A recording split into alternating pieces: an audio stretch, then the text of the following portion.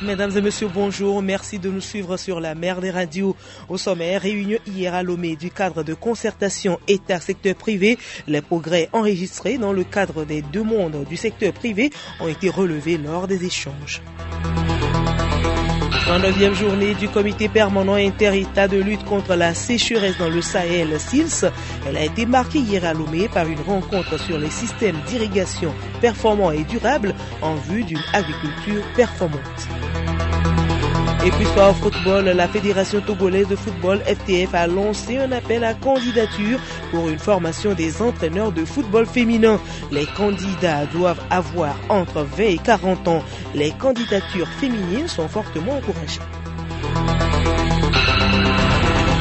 Radiolomé.tg. Avoir une population en bonne santé, c'est le souhait du chef de l'État, Forestos Gnassingbé. Pour ce faire, le président de la République dote d'équipements médicaux les formations sanitaires. Des lots de matériel ont été réceptionnés hier dans la préfecture du Golfe à Lomé. Bénédicte Kanda.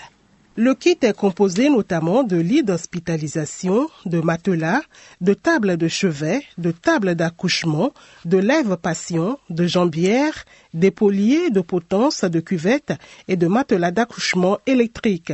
Au total, 10 centres de santé des communes du Golfe 1, 2, 3, 4 et 6, à l'instar de la polyclinique de Lomé, des CMS UTB circulaires, Nukafu, Bekputa, Adakbame et Baguida ont reçu le joyau hier.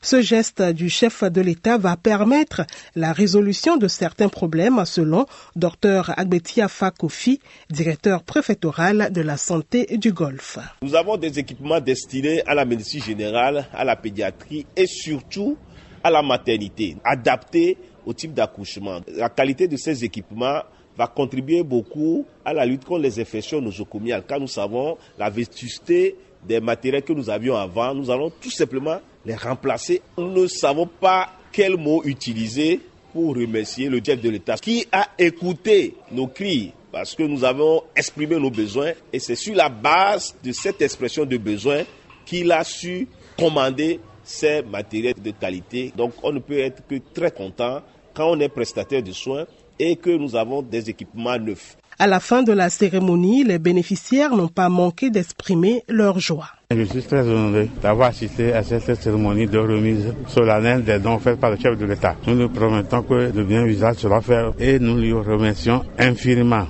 Nous avons quelqu'un qui avait du chocolat, soit CMS de Nukafoua.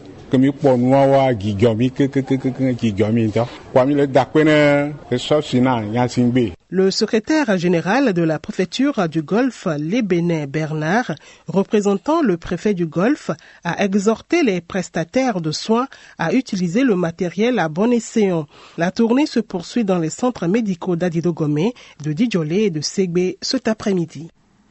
Avec ces lots d'équipements, point est besoin de faire recours à l'automédication, mais certains préfèrent se soigner à la maison. Logiquement, il faut se rendre à la pharmacie pour l'achat de ces médicaments, mais bien des citoyens optent pour les médicaments de rue. Certains expliquent pourquoi ils préfèrent acheter les médicaments à la pharmacie ou dans la rue. Leur avis dans ce micro-tutoir réalisé par Albertine Kokovina. Pour mes médicaments, je préfère les acheter en pharmacie parce que je pense que les médicaments vendus en pharmacie respectent les normes et sont en règle. Également, les produits vendus en pharmacie sont de qualité et respectent les dosages. J'ai l'habitude d'acheter mes produits à la pharmacie parce que à la pharmacie, les produits sont bien protégés et conservés. En plus, lorsqu'on va à la pharmacie, les pharmaciens nous donnent les conseils pour une prise normale de ces produits. Je paye mes produits dans la rue parce que dans la rue, au moins, je trouve des produits au prix abordable qui peuvent aussi m'aider quand je n'ai pas les moyens. Personnellement, lorsque je suis souffrant, je me rends à la pharmacie, mais bon, c'est rare quand même. Des fois, quand c'est pas si grave que ça, je vais chez les vendeuses de la rue. Vite fait, j'achète mon produit et puis voilà. Donc c'est rare pour moi d'aller à la pharmacie. À la pharmacie, c'est coûteux et chez les bonnes dames, voilà, tu peux t'en procurer facilement. Et comme on peut le voir, la consommation de produits de la rue est donc monnaie courante. Des personnes s'en procurent nuit et jour. Ces médicaments de rue ne respectent pas souvent les conditions sanitaires. La pharmacie reste le meilleur endroit pour acheter les médicaments. Les avantages d'acheter les médicaments à la pharmacie dans cette interview recueillie par Albertine Kokovina. Toutefois, on peut avoir des produits très moins chers, 25 francs, 50 francs, mais en termes de qualité, les produits en pharmacie sont beaucoup moins chers, sont accessibles à la population. Ensuite, pour qu'un produit soit commercialisé, soit mis en vente à la pharmacie, il faut que ce produit respecte certaines conditions. Et avant ces conditions, surtout, il faut que ce produit ait une autorisation de mise sur le marché. Il est obligatoire pour tous les médicaments. Et cette autorisation est basée normalement sur la sécurité, sur l'innocuité, sécurité ou innocuité, la qualité, ainsi que le rapport qualité-prix. Donc déjà, il faut savoir que les produits mis en pharmacie sont leur innocuité vis-à-vis des humains est assurée. Ensuite, ces produits sont testés sur la base de leur efficacité. Donc, on peut de façon générale dire que les produits vendus en pharmacie sont de qualité tout en respectant les doses recommandées. Et je vous l'annonçais tantôt en titre, le comité technique du cadre de concertation État-secteur privé s'est réuni hier à Lomé. C'est la première réunion de l'année 2024 dirigée par le nouveau président du dit comité, le ministre SOS Georges Barcola de l'économie et des finances. Et c'était en présence de toutes les parties prenantes. Angèle Antonji. La première réunion du cadre de concertation État-secteur privé a permis aux participants de prendre contact avec le nouveau gouvernement. Ils ont également saisi l'occasion pour faire le bilan des activités précédentes. Laurent Kwame Tameno, président du Conseil national du patronat. Tout ce que nous avions entamé lors de la dernière réunion ont été mis en exécution. Et je donne le cas du dernier point qui est le comité de recours au niveau de la douane et des fiscs. Donc c'est un point très important, mais néanmoins, comme vous savez que à chaque jour viennent ces problèmes, nous avions ensemble vu que la nécessité du dialogue et du dialogue permanent avec les membres du gouvernement. Nous sommes engagés, le secteur privé, avec le gouvernement, en donnant des engagements au chef de l'État par rapport à la feuille de route gouvernementale. Le ministre de l'économie et des finances a, au cours de la rencontre, relevé les progrès enregistrés en ce qui concerne la prise en charge des demandes du secteur privé. Il a aussi rappelé l'importance de ce cadre de concertation. Ministre SOS Georges Barcola. Depuis notre dernière réunion, nous avons enregistré des progrès dans la prise en charge des préoccupations du secteur privé, notamment dans le domaine fiscal, et les discussions se poursuivent sur les points restés en instance. Une des avancées importantes enregistrées ces derniers mois concerne l'opérationnalisation en cours des organes de recours en matière fiscale. Cette réforme majeure participe des initiatives prises depuis quelques années par le gouvernement togolais sous la haute impulsion du chef de l'État, son Excellence M. Faure Essozuna Gnassingbé, afin de moderniser l'administration fiscale et de faire émerger un environnement fiscal attractif. Pour le gouvernement, un bon dialogue public-privé est avant tout un instrument de bonne gouvernance, d'inclusion et de transparence des politiques publiques. Je me réjouis des progrès réalisés dans la culture du dialogue entre les acteurs publics et privés de notre pays et de l'intérêt porté à cet espace de concertation par l'ensemble des parties prenantes, notamment les organisations professionnelles et consulaires représentant les différentes composantes du secteur privé. Des recommandations ont été formulées et la plus importante pour le secteur privé reste le dialogue fiscal. D'un comité à un autre, le comité permanent inter-État de lutte contre la sécheresse dans le Sahel, SILS, a observé sa 39e journée de hier à Lomé. L'objectif est de garantir la sécurité alimentaire. Une rencontre s'est tenue à cet effet. Compte rendu, Hervé Sigbono. Une soixantaine d'acteurs venus de différents ministères et projets ont échangé sur des systèmes d'irrigation performants et durables en vue d'une agriculture performante. Plusieurs réalisations ont été faites dans ce domaine pour lutter contre les effets néfastes engendrés par le changement climatique. Kolani Diendog, directeur de cabinet du ministère en charge de l'agriculture. Le SILS a innové en demandant de mettre en place des systèmes d'irrigation performants et durables pour relever un double défi. Aujourd'hui, nous avons plus de 1000 forages qui sont déjà réalisés par le ministère chargé de l'agriculture. Nous avons également aménagé des bas-fonds, environ 3000 hectares dans toutes les régions, et 3500 kits d'irrigation à base de systèmes de pompage solaire ont été distribués, subventionnés. Plusieurs actions sont envisagées pour accroître la productivité conformément à la feuille de route gouvernementale Togo 2025. Le directeur de cabinet, Kolani Diendog. Par rapport à ce thème, il faut mettre en place, trouver des solutions durables. C'est pourquoi il faut faire l'aménagement des périmètres irrigués, à l'image de ceux qui sont déjà mis en place. Il y a également des retenues d'eau qui sont prévues pour être réalisées avec l'appui de certains partenaires techniques et financiers. Donc ces retenues d'eau permettront d'augmenter le cycle de production. Il faut faire des retenues d'eau dans toutes les préfectures. Le comité permanent inter-État de lutte contre la sécheresse au Sahel et en Afrique de l'Ouest SILS a été créé le 12 septembre 1973 et compte 12 États dont le Togo. Merci à vous Hervé Sigbonou. Et l'actualité, c'est aussi la rentrée scolaire au Togo. Et c'est ce lundi, l'association Nouvel Horizon d'éveil vient en aide aux élèves démunis. L'association a fait don de kits scolaires aux élèves nécessiteux de la commune du Golfe 6 et c'était hier à Lomé. Compte rendu à Lou Noyoé. Ils sont au total 210 élèves issus de 22 établissements scolaires de la commune Golfe 6 à bénéficier de ces kits. Des cahiers, stylos, crayons, ensembles géométriques et bien d'autres fournitures composent le kit. Les 2 meilleurs élèves au CEPD passé et des 2 dernières années ont en plus des fournitures reçu un prix spécial.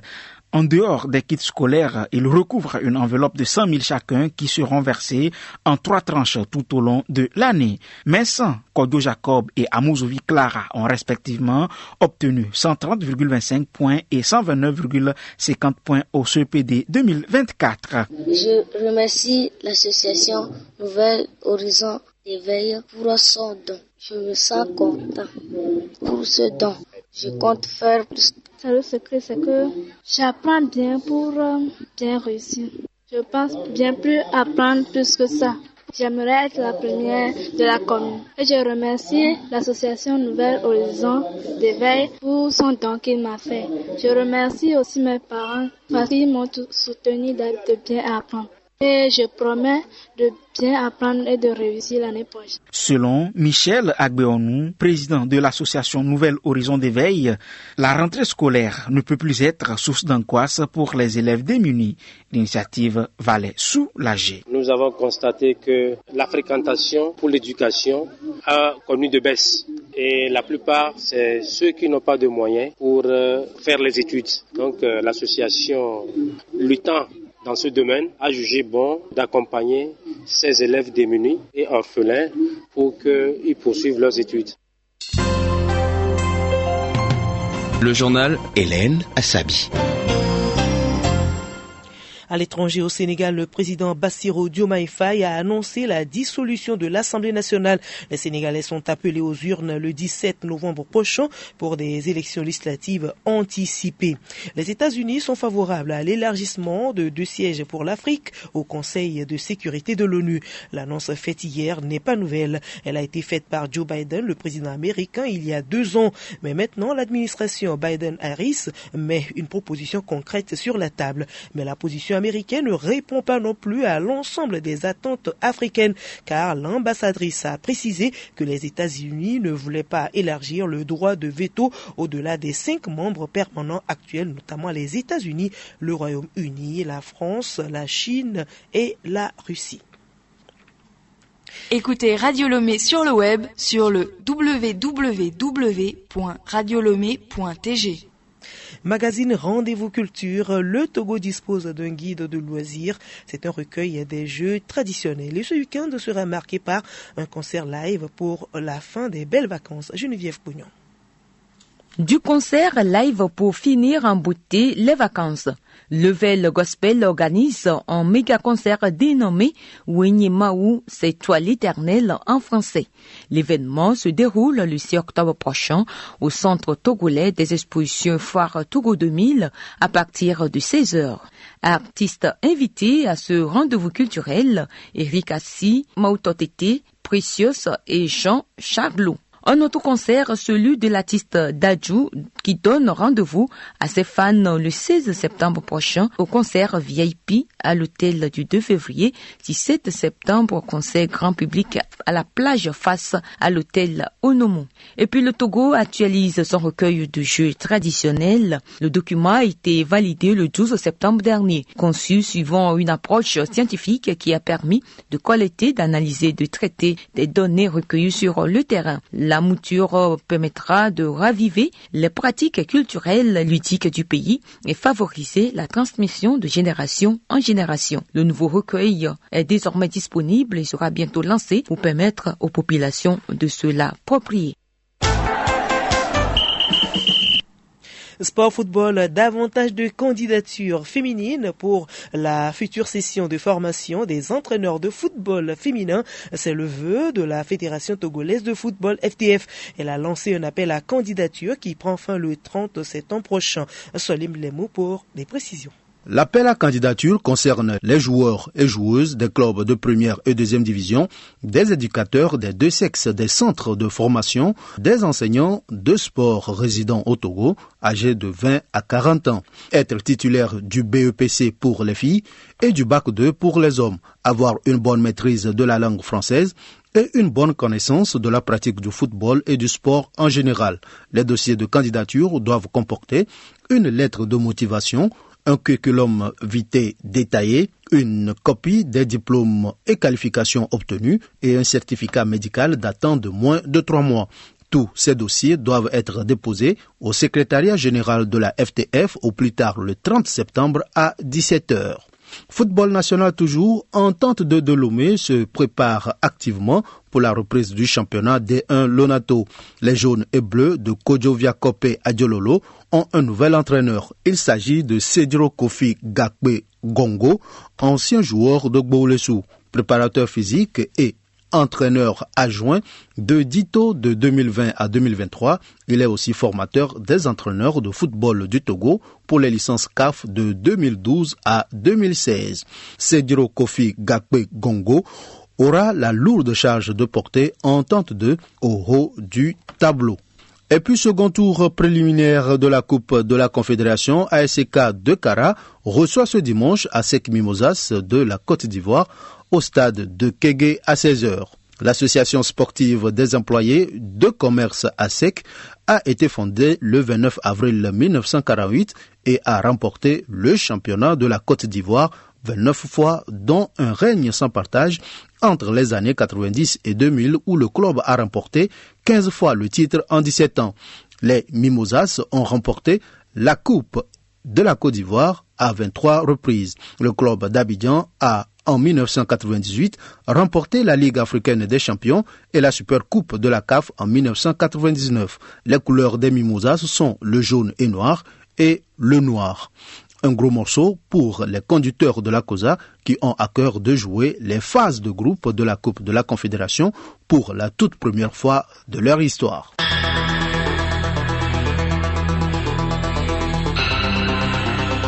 Voilà, ce journal s'achève. Merci à vous de l'avoir suivi. Le rappel des titres. Réunion hier à Lomé du cadre de concertation État-secteur privé. Les progrès enregistrés dans le cadre des demandes du secteur privé ont été relevés lors des échanges. Et puis 39e journée du comité permanent inter-État de lutte contre la sécheresse dans le Sahel, SILS. Elle a été marquée hier à Lomé par une rencontre sur les systèmes d'irrigation performants et durables en vue d'une agriculture performante.